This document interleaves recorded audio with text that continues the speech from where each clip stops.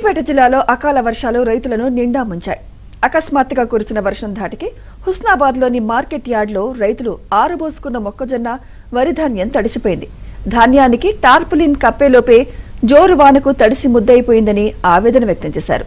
తడిసిన ధాన్యాన్ని ప్రభుత్వం కొనుగోలు చేయాలని రైతులు కోరుతున్నారు.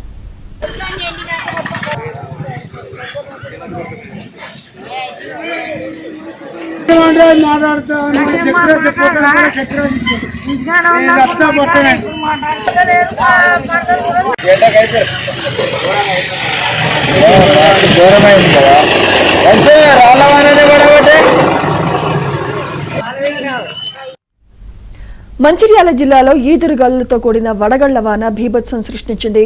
మందమర్రి, రామకృష్ణాపూర్ ప్రాంతాల్లో ఉరుములు, మెరుపులతో కురిసిన కుండపోత వర్షంతో జనజీవనాన్ని అతలాకుతలం చేసింది. పలుచోట్ల భారీ చెట్లు విరిగి కరెంట్ తీగలపై పడడంతో విద్యుత్ సరఫరా పూర్తిగా నిలిచిపోయింది.